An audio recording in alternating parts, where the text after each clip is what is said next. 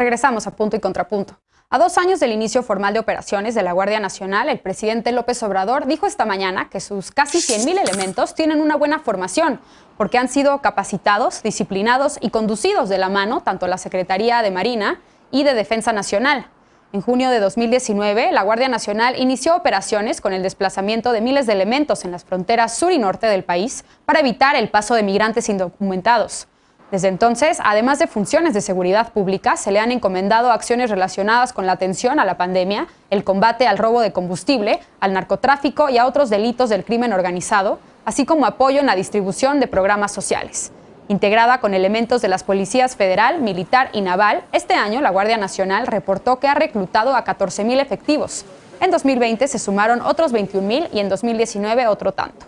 La Guardia Nacional está adscrita a la Secretaría de Seguridad Pública y tiene un plazo de 5 años, a partir de su creación, para desarrollar su estructura, capacidades e implantación territorial, periodo durante el cual el presidente de la República podrá disponer de la Fuerza Armada permanente en tareas de seguridad pública, como ha hecho hasta ahora.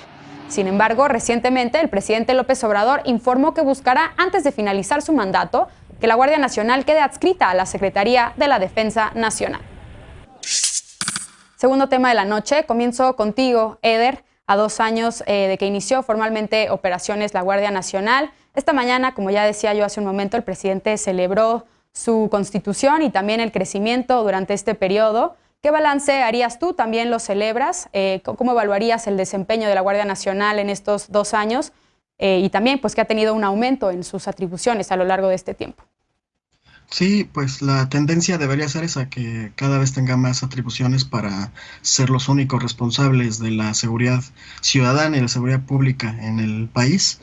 Creo que se ha avanzado mucho en la territorialización. Estos 100,000 elementos que el presidente dice que ya se integraron a la Guardia Nacional están desplegados en todo el territorio nacional, pero además con la construcción de los cuarteles, que es un tema muy importante porque ya es la posibilidad de que de manera permanente estén instalados ahí destacamentos de la Guardia en todo el territorio nacional.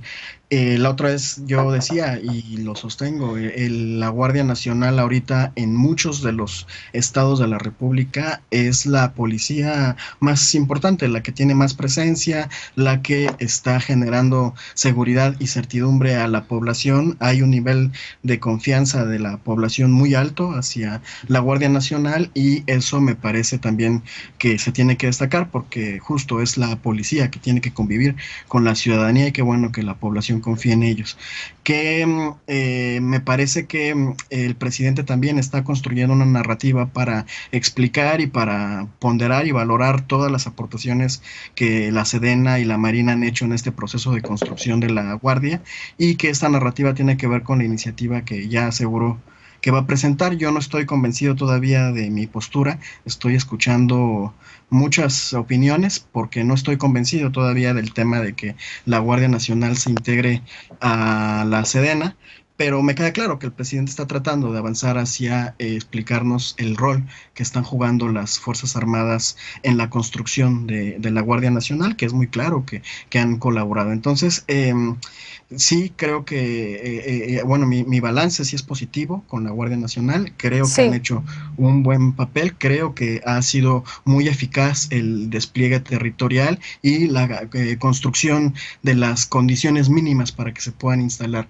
El Bien. tema que queda pendiente todavía es el de que se aclare el nivel de capacitación que tienen las tropas que están ya Bien. en territorio. Lisa, contrapunto, ¿cómo lo ves tú? ¿Qué decir de la actuación de la Guardia Nacional en estos primeros 2 años y pues también de su futuro con esta iniciativa o posible iniciativa de que quede adscrita a la Secretaría de la Defensa Nacional? Pues creo que lo primero que hay que decir, Mariana, es que con todo y el despliegue de la Guardia Nacional y su carácter militar, la violencia no cede.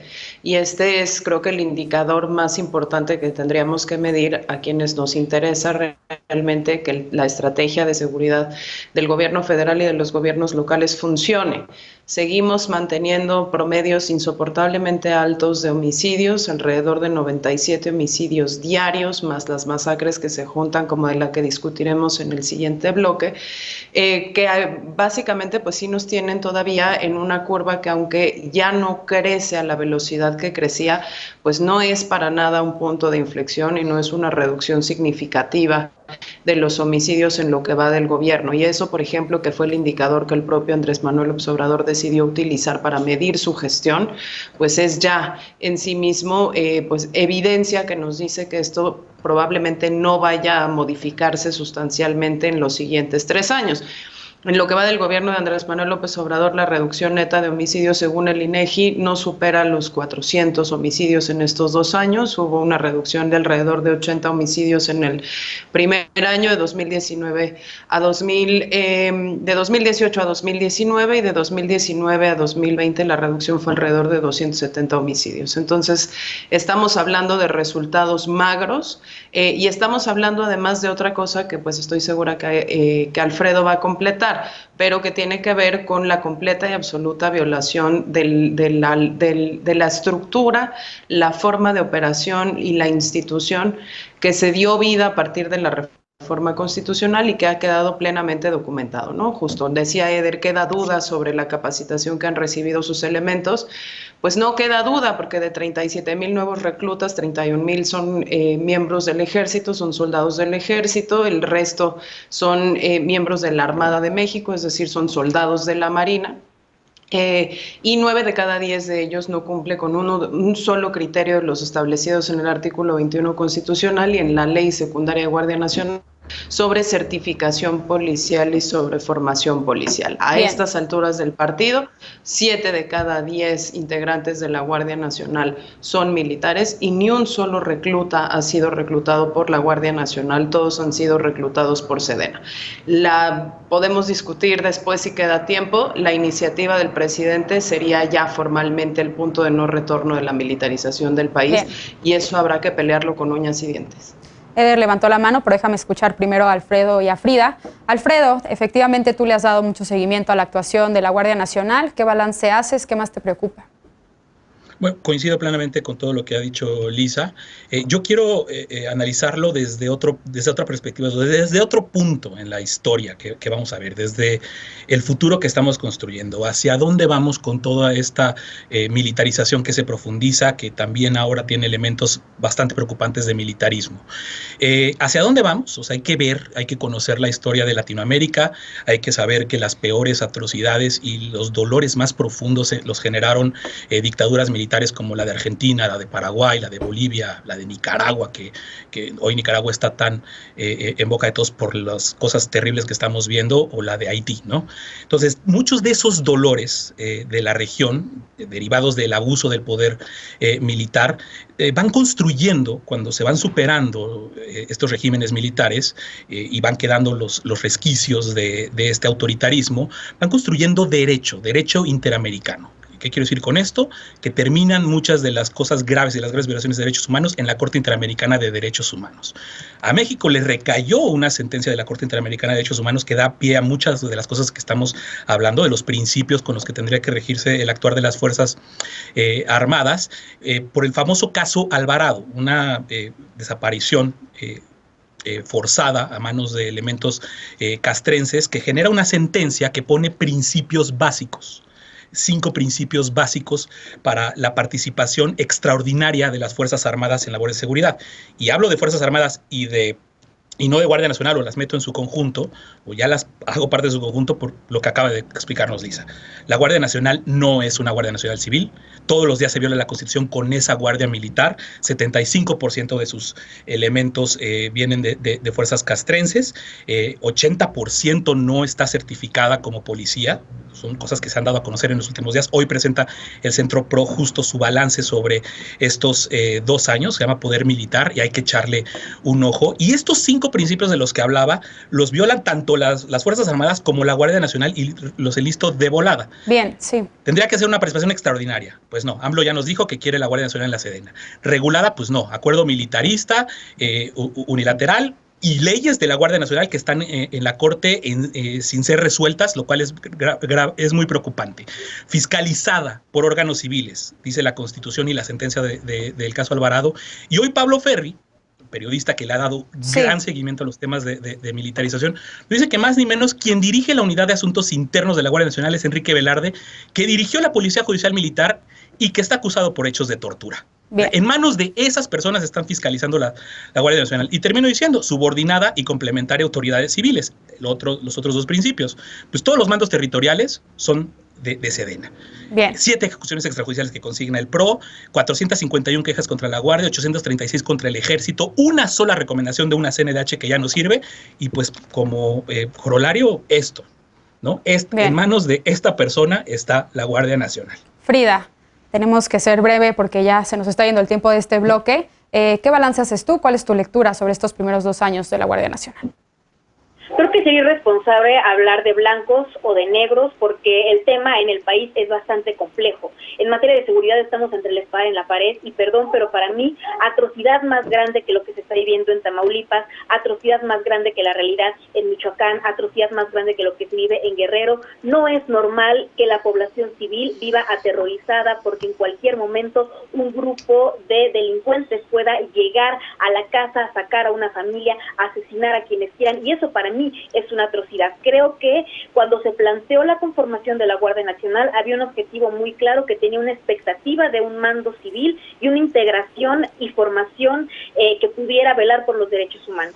Disiento de Eder en pensar que las fuerzas militares deben tener más atribuciones porque al contrario, entre mayores tareas tengan las fuerzas militares, más difícil va a ser que cumplan cabalmente y de forma correcta con esas tareas.